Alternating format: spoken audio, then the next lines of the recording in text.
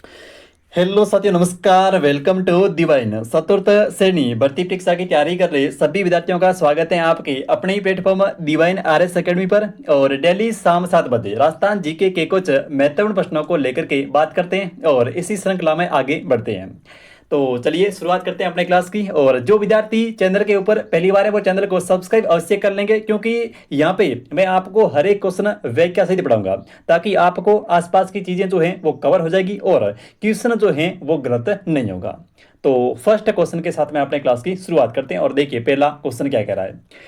पहला जो क्वेश्चन है वो कह रहा है कि जयपुर के किस ऐतिहासिक इमारत को, साथियों जयपुर की कौन सी ऐतिहासिक इमारत है जिसको यूनेस्को द्वारा विश्व धरोहर सूची के अंदर, इनकी वर्ल्ड हेरिटेज सूची के अंदर शामिल किया गया। ठीक है, जयपुर की कौन सी ऐतिहासिक इमारत को यूनेस्को द्वारा विश्व धरोहर सूची के अंदर शामिल किया गया? बताओ भाई कौन सा ऑप्शन यहाँ पे सही होगा। ठीक है, सिटी पैलेस, जंतर मंतर, जल महल या फिर हवा महल? कौन सा ऑप्शन साथियों इन चारों में से सही हो जाएगा जयपुर के लिए? बिल्कुल यहाँ पे जिन विद्यार्थियों का ऑप्शन नंबर साथियों यहाँ पे बी आ रहा है, ठीक है, जिन विद्यार्थियों का यहाँ पे ऑप्शन नंबर आ रहा है बी, उनका बिल्कुल सही हो जाएगा जंतर मंतर को। ठीक है, अब समझिए इस जंतर मंतर को लेकर के। देखिए जंतर मंतर क्या है कि ये एक वेदशाला है। जंतर मंतर जो है ये एक वेदशाला है। इसका निर्माण जो है वो साथियों सवाई जय सिंह ने करवाया। इसका निर्माण जो है वो सवाई जय सिंह के द्वारा करवाया गया। देखिए जंतर मंतर जो है ये एक वेदशाला है, इसका निर्माण जो है वो सवाई जय सिंह के द्वारा करवाया गया। अब देखिए कुल मिला के भारत के अंदर 5 वेदशालाओं का निर्माण जो है वो सवाई जय सिंह ने करवाया। ठीक है, 5 वेदशालाओं का निर्माण जो है वो किसने करवाया? सवाई जय सिंह ने। तो 5 कहाँ पर है? तो देखिए एक तो है दिल्ली के अंदर, एक है बनारस, एक है उज्जैन और एक है मथुरा, और एक जो पांचवी है वो है अपने राजस्थान के अंदर और जिसका नाम है जंतर मंतर। ठीक है, यहां तक तो ये एक वेधशाला है। निर्माण पूछे तो किसने करवाया है? सवाई जय सिंह ने। और कुल कितनी है? 5 वेधशालाएं, उसमें से एक जो जंतर मंतर है ये अपने जयपुर के अंदर है। अब इसको जो है वो विश्व धरोहर सूची के अंदर शामिल कब किया गया? तो ये आपको सन जो है वो अच्छे से ध्यान में रखना है। इसको वर्ष 2010 के अंदर, इसको वर्ष 2010 के अंदर यूनेस्को की विश्व धरोहर सूची के अंदर शामिल किया गया। किसको? जंतर मंतर को। अब देखिए 2010 के अंदर एक तो जंतर मंतर, और एक चीज आपको और ध्यान में रखनी है यहाँ पे। ठीक है, जंतर मंतर के साथ में एक चीज आपको और ध्यान में रखनी है, वो कौन सी है? वो है अपना कालबेलिया नृत्य। ठीक है, कालबेलिया, कलर थोड़ा चेंज कर लेते हैं। कालबेलिया, ठीक है, कालबेलिया जो नृत्य है साथियों, इसको जो है वो वर्ष 2010 के अंदर कालबेलिया नृत्य और जंतर मंतर दोनों को वर्ष 2010 के अंदर यूनेस्को की विश्व धरोहर सूची के अंदर शामिल किया गया। अब आपसे भले जंतर मंतर पूछे, भले आपसे कालबेलिया पूछे, दोनों का जो वर्ष है वो एक ही है, वर्ष 2010 के अंदर। ठीक है, कालबेलिया की जो प्रसिद्ध नृत्यांगना है उसका नाम आप जो है वो कमेंट करके बताइए कि कालबेलिया नृत्य की प्रसिद्ध नृत्यांगना जो है वो कौन है। अब देखिए यहाँ पे बात करते हैं अपने जंतर मंतर की। तो ये हो गया कि 2010 में वेधशाला है और निर्माण जो है वो सवाई जय सिंह ने करवाया। इसके अलावा अब यहाँ पे जल महल ये कहाँ पर है? जयपुर के अंदर है। और सिटी पैलेस भी जयपुर में। लेकिन हवा महल के बारे में कुछ चीज़ें आपको ध्यान में रखनी है। अगर क्वेश्चन आ जाए हवा महल का, तो देखिए हवा महल का निर्माण ध्यान रखना 1799 के अंदर। और किसने करवाया? तो ये करवाया सवाई प्रताप सिंह के द्वारा। हवा महल का निर्माण जो है वो सवाई प्रताप सिंह ने करवाया और ये एक 5 मंजिला इमारत है। हवा महल जो है ये साथियों 5 मंजिला इमारत है। ठीक है, निर्माण 1799 के अंदर किसने कराया? सवाई प्रताप सिंह के द्वारा करवाया गया। तो इस क्वेश्चन का आपका ऑप्शन नंबर जो है वो सही होगा बी, जंतर मंतर। ठीक है, इसके अलावा देखो अगर जब हम बात करते हैं यूनेस्को की, ठीक है, यूनेस्को की विश्व धरोहर सूची की बात करते हैं, तो कुछ चीजें आपको और ध्यान में रखनी है, वो मैं आपको यहाँ पे बता देता हूँ। ठीक है, अब देखिए इसको करते हैं डिलीट। एक तो आपको ध्यान रखना है कि राजस्थान के साथियों, राजस्थान के 6 पहाड़ी किलों को, राजस्थान के 6 पहाड़ी किलों को, ठीक है, 21 जून वर्ष 2013 के अंदर यूनेस्को की विश्व धरोहर सूची के अंदर शामिल किया गया। ठीक है, राजस्थान के कितने किले हैं? राजस्थान के 6 पहाड़ी किलों को 21 जून 2013 को, ठीक है, 21 जून 2013 को विश्व धरोहर सूची के अंदर शामिल किया गया। तो ये क्वेश्चन कई बार पूछा गया है, तो ये आपको ध्यान में रखना है कि राजस्थान के 6 पहाड़ी किले कौन कौन से हैं, तो नाम भी आपको ध्यान में रखने हैं। देखिए, अगर हम बात करें राजस्थान के दक्षिण की, तो उसमें बात करेंगे किसकी? सबसे पहले रणथंभौर, चित्तौड़गढ़ और कुंभलगढ़। रणथंभौर, चित्तौड़गढ़ और कुंभलगढ़। इसके अलावा आमेर, ठीक है, आमेर हो गया, और 4 हो गए आमेर के, आमेर 4, और एक कौन सा? जयगढ़। ठीक है, आमेर, जयगढ़, और एक कौन सा रह गया? हाँ जी। तो 6 पहाड़ी किलों के नाम मैं आपको एक बार जो है वो यहाँ पे लिख के बता देता हूँ कि कौन कौन से 6 पहाड़ी किले हैं। ठीक है, तो आपको एक ट्रिक जो है वो ध्यान में रखनी है, और वो है कभी भूलना नहीं है इस ट्रिक को, और वह चीकू, गाजर और आम।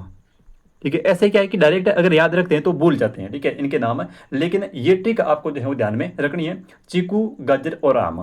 तो देखिए, सबसे पहले चीकू, तो ची से हो गया चित्तौड़गढ़ का किला सबसे पहले, ची से यानी कि चित्तौड़गढ़ नंबर 1 पे।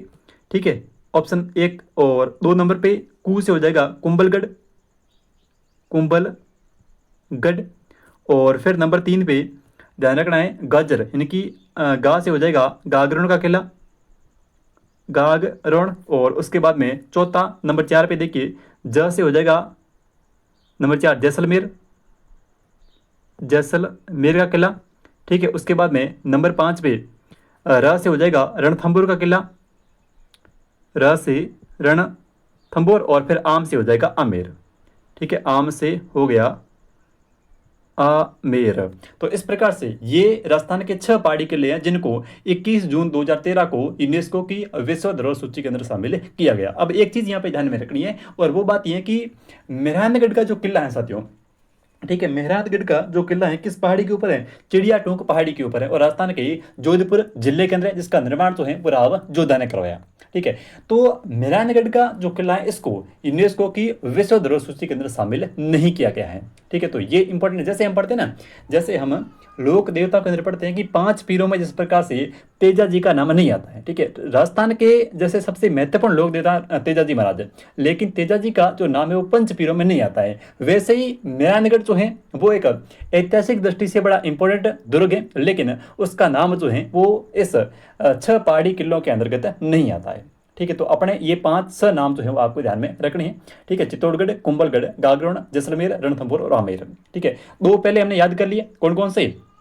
एक तो जंतर मंतर और एक काले बिलिया, इनको, इन दोनों को जो है वो 2010 के अंदर। एक चीज और है आपको जो है वो ध्यान में रखनी है, और वो ये कि वर्ष 2019 में जयपुर शहर को, वर्ष 2019 के अंदर जयपुर शहर को जो है, ठीक है, जयपुर शहर को विश्व धरोहर सूची के अंदर जो है वो शामिल किया गया, यानी कि वर्ल्ड हेरिटेज सूची के अंदर जयपुर शहर को वर्ष 2019 के अंदर शामिल किया गया। ठीक है, तो ये क्वेश्चन बार बार आ रहे हैं, इसलिए आपको जो है थोड़े ध्यान में रखने हैं। आगे बढ़े, चलिए अब हम बात करते हैं अपने नेक्स्ट क्वेश्चन की।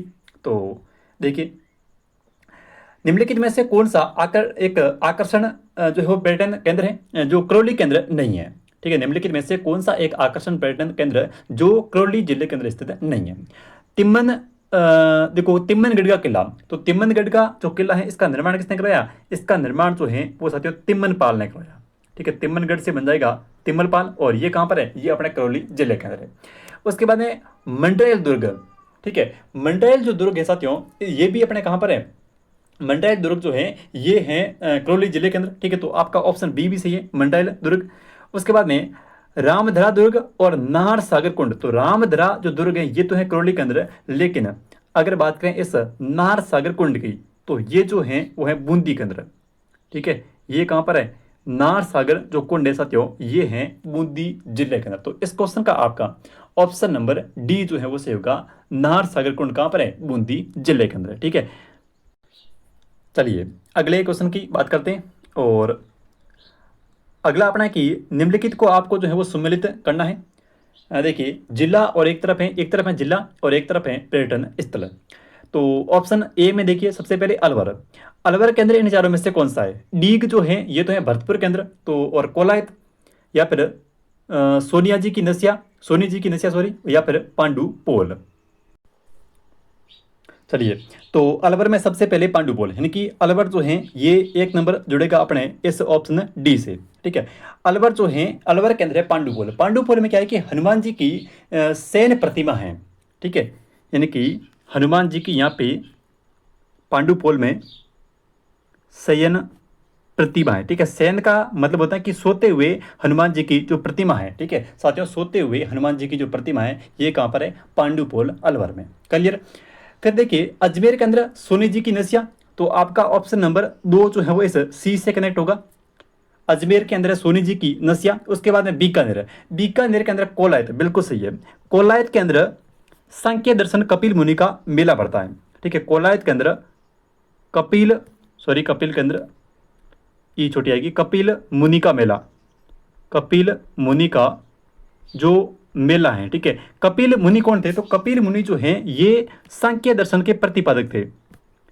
कपिल मुनि जो हैं ये साथियों सांख्य दर्शन के प्रतिपादक। आपसे क्वेश्चन ऐसे आ सकता है कि कौन जो है वो सांख्य दर्शन के प्रतिपादक माने जाते हैं। ठीक है, तो कपिल मुनि जो है वो इसको हम कहते हैं सांख्य, कपिल मुनि जी को सांख्य दर्शन के प्रतिपादक जो है वो माना जाता है। ठीक है, ये जो मेला है ये लगता है कार्तिक पूर्णिमा को। कपिल मुनि का जो मेला है ये साथियों कार्तिक पूर्णिमा को आयोजित होता है। कार्तिक पूर्णिमा, कार्तिक पूर्णिमा। अब देखिए बीकानेर के अंदर है कोलायत, और कोलायत के अंदर कपिल मुनि जो कि सांख्य दर्शन के प्रतिपादक है। ठीक है, सांख्य दर्शन के प्रतिपादक कपिल मुनि का जो मेला है ये कोलायत के अंदर आयोजित होता है। ठीक है, कब? तो ये होता है कार्तिक पूर्णिमा को। ठीक है, क्लियर है। तो देखिए आपका ऑप्शन नंबर 3 जो है ये जुड़ेगा बी से। उसके बाद में भरतपुर के अंदर है डीग, जिसको हम जल महलों की नगरी कहते हैं। तो आपका ऑप्शन नंबर 4 जो है वो ए से जुड़ेगा, भरतपुर के अंदर है डीग। तो इस क्वेश्चन का आपका ऑप्शन इस प्रकार से रहेंगे कि फर्स्ट जो है वो जुड़ेगा डी से, सेकंड आपका सी से, थर्ड आपका बी से, और फोर्थ जो है ये जुड़ जाएगा ए से। क्लियर। चलिए नेक्स्ट क्वेश्चन की बात करते हैं। और अगला देखिए, अगला प्रश्न की राजस्थान पर्यटन विकास निगम लिमिटेड की स्थापना कब की गई? अच्छा सुने, राजस्थान के अंदर पर्यटन विकास लिमिटेड की जो स्थापना है ये कब हुई? तो ये जो स्थापना होती है वो होती है अपने 1 अप्रैल 1979 को। कब होती है? 1 अप्रैल 1979 को राजस्थान पर्यटन विकास निगम लिमिटेड। ठीक है, RSTDC जो इसकी जो स्थापना होती है वो होती है 1 अप्रैल 1979 को। अब हम अगर बात करें पर्यटन की, साथियों अगर हम पर्यटन की बात करें तो एक तो आपको ध्यान में रखना है कि पर्यटन को उद्योग का दर्जा कब दिया। ये क्वेश्चन कई बार आता है और पिछली क्लास में हमने चर्चा की थी इस क्वेश्चन की, लेकिन एक बार मैं आपको फिर यहाँ पे बता देता हूँ। ठीक है, पर्यटन को उद्योग का दर्जा जो है ये कब प्राप्त होता है? तो ये होता है सन 1989 के अंदर। ठीक है, ये सन आपको अच्छे से ध्यान में रखना है। ठीक है, पर्यटन को उद्योग का दर्जा मिला था 1989 के अंदर। एक समिति का नाम भी आपको ध्यान में रखना है। ठीक है, वो समिति कौन सी है? तो वो समिति है मोहम्मद यूसुन समिति, मोहम्मद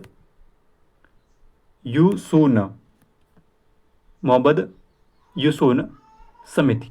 ठीक है, तो इस समिति की सिफारिश पर साथियों मोहम्मद यूसुन खान जो समिति है, ठीक है, इस समिति की सिफारिश के ऊपर पर्यटन को जो है वो उद्योग का दर्जा सन 1989 के अंदर दिया गया।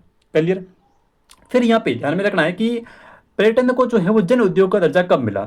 पर्यटन को जन उद्योग का दर्जा जो है ये कब प्राप्त हुआ? तो ये होता है वर्ष 2004 के अंदर। ठीक है, पर्यटन को जन उद्योग का दर्जा जो है वो कब प्राप्त होता है? तो ये होता है वो वर्ष 2004 के अंदर।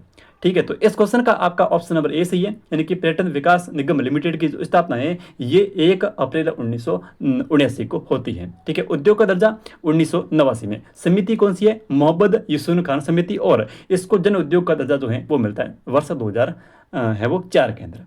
ठीक है, आगे बढ़ते हैं और देखते हैं अपना नेक्स्ट क्वेश्चन। तो निम्नलिखित में निम्नलिखित में से कौन सा एक पर्यटन स्थल कोटा जिले के अंदर स्थित नहीं है? निम्नलिखित में से कौन सा एक पर्यटक जो स्थल है ये कोटा के अंदर नहीं? देखो मुकुंदरा हिल्स राष्ट्रीय उद्यान कहाँ पर है? कोटा के अंदर है। मुकुंदरा हिल्स राष्ट्रीय उद्यान कहाँ पर है? कोटा के अंदर है। ठीक है, फिर देखिए किशोर सागर कोटा के अंदर है। नवल सागर कोटा बैराज, तो कोटा बैराज जो है ये तो बांध है, कोटा बैराज जो है ये बांध है, और किस नदी के ऊपर है? ये है चंबल नदी के ऊपर। ठीक है, नवल सागर, किशोर सागर, किशोर सागर कोटा के अंदर है, क से किशोर, क से कोटा, ये हो जाएगा सेट। और नवल सागर, तो ये जो नवल सागर है साथियों, ये है बूंदी जिले के अंदर, न कि कोटा जिले के अंदर। ठीक है, तो नवल सागर जो है ये कहां पर है, बूंदी के अंदर है, कोटा के अंदर नहीं है, तो आपका ऑप्शन नंबर यहां पे से होगा सी। नेक्स्ट देखिए अगला प्रश्न। अगला जो क्वेश्चन है वो कह रहा है कि निम्नलिखित में से कौन राजस्थान का धार्मिक पर्यटन स्थल नहीं है। कहने का मतलब है कि इनमें से कौन सा एक पर्यटन स्थल है जिसका संबंध किसी धर्म से नहीं है। ठीक है, तो रामदेवरा, तो रामदेवरा देखिए वैसे एक ये धार्मिक संप्रदाय है, सॉरी धार्मिक पर्यटन स्थल है रामदेवरा। ठीक है, उसके बाद में नाथ द्वारा, राजसमंद और जयसमंद या फिर रणकपुर, तो रणकपुर के जैन मंदिर जिसको हम पढ़ते हैं पाली के अंदर है। ठीक है, रामदेवरा के अंदर है, और जैसलमेर के अंदर है, और नाथद्वारा राजसमंद के अंदर है। लेकिन अगर बात करें जयसमंद की, तो जयसमंद जो है ये एक झील है, जयसमंद जो है ये एक झील है, और ये एक धार्मिक स्थल नहीं है, ये एक प्राकृतिक पर्यटन स्थल है। ठीक है, ये एक जो है वो प्राकृतिक पर्यटन स्थल है, कौन सा अपना जयसमंद झील। और जयसमंद झील कहाँ पर है, जयसमंद झील जो है ये है उदयपुर के अंदर, और इसी झील को कहते हैं डेबर झील। क्लियर। ठीक है, जयसमंद झील को ही डेबर झील कहते हैं, और कहाँ पर है, उदयपुर के अंदर है, और ये एक प्राकृतिक पर्यटन स्थल है। जयसमंद झील से आपको पता तो दो नहरों का निर्माण, सॉरी दो नहरें निकाली गई है। ठीक है, यहाँ से इस जयसमंद झील से दो नहरें जो है वो निकाली गई हैं। वो दो नहरें कौन सी है उसके नाम आपको जो है वो कमेंट करके बताना है। देखते हैं कितने विद्यार्थी सही से आंसर कर पाते हैं। नेक्स्ट देखिए, निम्नलिखित में से कौन सा स्थान बीकानेर के अंदर नहीं है। देखो कोलायत तो बीकानेर के अंदर है, कपिल मुनि का मेला लगता है जहां पर कार्तिक पूर्णिमा को। ठीक है, पुंगल वैसे बीकानेर के अंदर है, ये एक पेड़ की नस्ल भी है पुंगल। ठीक है, लूणकरण सर, तो लूणकरण और सर, तो ये तो है बीकानेर के अंदर लूणकरण सर। ठीक है ना, और ये एक लूणकरण क्या है कि ये एक खारी पानी की झील है, खारे पानी की झील है लूणकरण सर। बाकी ये जो टप्पूगढ़ा है साथियों, ये अलवर के अंदर है, न कि अपने बीकानेर जिले के अंदर। ठीक है, तो इस क्वेश्चन का आपका ऑप्शन नंबर ए से होगा टप्पूगढ़ा। टप्पूगढ़ा कहाँ पर है, टप्पूगढ़ा है अलवर के अंदर। बाकी कोलायत पता ही है सबको, सांख्य दर्शन कपिल मुनि का मेला लगता है कार्तिक पूर्णिमा को, बीकानेर के अंदर है। पुंगल बीकानेर के अंदर है। ठीक है, और लूणकरणसर ये खारे पानी की झील है जो कि राजस्थान के बीकानेर जिले के अंदर है। चलिए अब हम बात करते हैं अपने नेक्स्ट क्वेश्चन की, और अगला देखिए नेक्स्ट क्वेश्चन कहता है कि कौन सा स्थान सवाई माधोपुर जिले के अंदर नहीं है। इनमें से कौन सा स्थान जो है वो सवाई माधोपुर जिले के अंदर नहीं है। ऑप्शन ए देखिए, घुसमेश्वर ज्योतिर्लिंग, यहाँ पे भारत का 12वां ज्योतिर्लिंग है। ये जो है यहाँ पर साथियों भारत का 12वां ज्योतिर्लिंग। ठीक है, ज्योतिर्लिंग कौन सा है, 12वें नंबर का, तो ये सवाई माधोपुर के अंदर है। अम्बेश्वर महादेव, ये भी सवाई माधोपुर के अंदर है। रामेश्वर घाट जहाँ पर चंबल नदियों के नाम दे रखना, एक तो चंबल, एक बनास और एक सीप। ठीक है, तो चंबल, बनास और सीप, चीप होता है सीप होता है, सीप चीप नहीं होता, चीप चीप अलग चीज है, वो है ये वाला सीप। ठीक है, सीप। तो देखिए इन नदियों क्या है कि यहाँ पे चंबल, बनास और सीप, इन नदियों का संगम स्थल है रामेश्वर घाट सवाई माधोपुर। ठीक है, रामेश्वर घाट में कौन कौन सी नदियाँ आती हैं, तो एक तो आती है चंबल, एक आती है बनास और एक आती है सीप। ठीक है, चंबल, बनास और सीप, इन तीन नदियों का जो त्रिवेणी संगम है वो है रामेश्वर घाट सवाई माधोपुर। ठीक है, चंबल, बनास और सीप। फिर देखिए श्री महावीर जी जो है इनका मंदिर है, और ये है करौली जिले के अंदर। ठीक है, तो इस क्वेश्चन का आपका ऑप्शन नंबर सही कौन सा होगा, सही होगा डी, यानी कि 4 नंबर। ठीक है, श्री महावीर जी का जो मंदिर है ये है अपने करौली जिले के अंदर। नेक्स्ट क्वेश्चन की बात करते हैं, और देखिए अपना 8वां क्वेश्चन। राजस्थान के अंदर जो चुंगी तीर्थ हैं ये कहाँ पर है। ऑप्शन ए में देखिए जैसलमेर, ऑप्शन बी कोटा जिला, ऑप्शन सी है झालावाड़, ऑप्शन डी है सिरोही। राजस्थान के अंदर चुंगी तीर्थ जो है ये कहाँ पर है, तो ये है राजस्थान के जैसलमेर जिले के अंदर। यहाँ पे आपका ऑप्शन नंबर सही होगा 1। यहाँ पे कार्तिक शुक्ल चतुर्थी को मेला लगता है, कार्तिक शुक्ल चतुर्थी को यहाँ पे मेले का आयोजन होता है। ठीक है, तो ये कहाँ पर है, ये अपने है ये ऑप्शन जैसलमेर जिले के अंदर है। नेक्स्ट देखिए, सांख्य दर्शन के प्रतिपादक कोलायत बीकानेर, और हो जाएंगे कौन, कपिल मुनि। ऑप्शन आपका सी से होगा, कपिल मुनि। नेक्स्ट देखिए अगला प्रश्न। हाँ, अब इंपॉर्टेंट क्वेश्चन आगे आगे पॉलिटी के, तो थोड़े ध्यान से आपको है वो देखने हैं। अगला जो प्रश्न है वो कहना कि निम्नलिखित में से कौन सरकार के राज्यपाल के द्वारा नियुक्त नहीं होता है। ठीक है, इनमें से किसकी नियुक्ति जो है वो राज्यपाल के द्वारा नहीं की जाती है। ऑप्शन ए, राजस्थान का मुख्यमंत्री। तो राजस्थान के मुख्यमंत्री की जो नियुक्ति है ये राज्यपाल के द्वारा की जाती है। तो ऑप्शन नंबर आपका ए सही है। उसके बाद है ऑप्शन बी, राजस्थान उच्च न्यायालय का मुख्य न्यायाधीश। राजस्थान के उच्च न्यायालय के मुख्य न्यायाधीश की जो नियुक्ति है वो हमेशा राष्ट्रपति के द्वारा की जाती है, न कि राज्यपाल के द्वारा। राजस्थान के उच्च न्यायालय में, हाई कोर्ट में, उच्च न्यायालय के अंदर मुख्य न्यायाधीश के अलावा जितने भी न्यायाधीश हैं, ठीक है, उनकी नियुक्ति फिर जो है वो राज्यपाल की सिफारिश पर जो है वो मुख्य न्यायाधीश के द्वारा की जाती है। लेकिन मुख्य न्यायाधीश जो होता है उसकी नियुक्ति हमेशा राष्ट्रपति के द्वारा ही की जाती है। फिर राजस्थान लोक सेवा आयोग के सदस्य बिल्कुल राज्यपाल के द्वारा, और राजस्थान मानवाधिकार आयोग के सदस्य, इनकी नियुक्ति भी राज्यपाल के द्वारा की जाती है। तो आपका ऑप्शन नंबर सिर्फ और सिर्फ यहाँ पे बी जो है वो सही है, क्योंकि उच्च न्यायालय के न्यायाधीश की जो नियुक्ति है ये हमेशा राष्ट्रपति के द्वारा की जाती है। नेक्स्ट देखते हैं, निम्नलिखित में से कौन, एक सेकंड के लिए, निम्नलिखित में से कौन सा पद राजस्थान के राज्यपाल द्वारा सुघोषित नहीं होता है। ठीक है, निम्नलिखित में से कौन सा पद राजस्थान के राज्यपाल द्वारा सुघोषित नहीं होता है। राजस्थान राज्य में संवैधानिक प्रमुख, तो देखो दो चीजें होती है, ध्यान रखना। एक तो होता है राजस्थान राज्य का प्रशासनिक प्रमुख, और एक होता है राजनीतिक प्रमुख। ठीक है, आपसे भले ही संवैधानिक प्रमुख पूछे, भले ही आपसे राजस्थान का जो है वो, देखो संवैधानिक, अगर आपसे पूछें कि संवैधानिक प्रमुख कौन है, तो संवैधानिक प्रमुख तो है राज्यपाल। संवैधानिक जो प्रमुख हैं वो तो है राज्यपाल। लेकिन आपसे पूछें कि राजस्थान का राजनीतिक प्रमुख कौन है, ठीक है, राजस्थान राज्य में राजनीतिक प्रमुख कौन है, तो राजनीतिक प्रमुख जो है वो होता मुख्यमंत्री। ठीक है, अपने आदरणीय भजनलाल जी। तो राजनीतिक प्रमुख अगर पूछें तो करना है मुख्यमंत्री। और अगर आपसे पूछें कि संवैधानिक प्रमुख कौन होता है, तो संवैधानिक जो प्रमुख होता है वो होता है राज्यपाल। संवैधानिक प्रमुख राज्यपाल, और जो है वो राजनीतिक प्रमुख जो होता है वो होता है मुख्यमंत्री। नेक्स्ट देखिए, राजस्थान विश्वविद्यालय के कुलाधिपति, तो ये राज्यपाल होता है, सही है, नियुक्ति राज्यपाल करता है। उसके बाद में अध्यक्ष रेड क्रॉस सोसाइटी राजस्थान, सही है। अध्यक्ष अरावली है वो प्रबंधन बोर्ड, तो ये भी सही बात है। लेकिन यहाँ पे आपका ऑप्शन नंबर कौन सा सुघोषित नहीं होता है, कौन सा यहाँ पे सुघोषित नहीं होता है, कौन सा यहाँ पे सुघोषित नहीं होता है, तो ये तो सारे होते हैं। ठीक है, इसमें संवैधानिक प्रमुख होता है, तो सही बात है। देखो संवैधानिक प्रमुख क्या होता है कि, देखो संवैधानिक प्रमुख जो होता है ये राज्यपाल खुद होता है, राज्यपाल जो है वो खुद होता है, इसलिए ये पद जो है वो राज्यपाल के द्वारा सुघोषित नहीं होता है। ये जो पद हैं वो राज्यपाल के द्वारा सुघोषित नहीं होता है। तो ये देखो, राजस्थान राज्य में संवैधानिक प्रमुख कौन होता है, राज्यपाल खुद ही होता है। ठीक है, इसलिए ये पद जो है वो राज्यपाल के द्वारा सुघोषित नहीं होता है। उसके बाद में देखिए, तो विश्वविद्यालय के कुलाधिपति ये तो होते हैं, सही है। अध्यक्ष रेड क्रॉस सोसाइटी राजस्थान ये होता है। अध्यक्ष अरावली प्रबंधन बोर्ड ये होता है। इसके अलावा जैसे राजस्थान के अंदर स्काउट और गाइड, ठीक है, इसका जो अध्यक्ष है इसकी नियुक्ति राज्यपाल के द्वारा। इसके अलावा पश्चिमी जो सांस्कृतिक अपना केंद्र है, ठीक है, पश्चिमी सांस्कृतिक गतिविधियों का जो केंद्र है उदयपुर के अंदर, उसके जो अध्यक्ष की नियुक्ति है वो भी राज्यपाल के द्वारा ही की जाती है। तो ऑप्शन नंबर आपका यहाँ पे इस क्वेश्चन का सही है 1। नेक्स्ट देखिए, राजस्थान के वे राज्यपाल जिनके कार्यकाल के दौरान निधन हो गया था, बताइए कौन से हैं।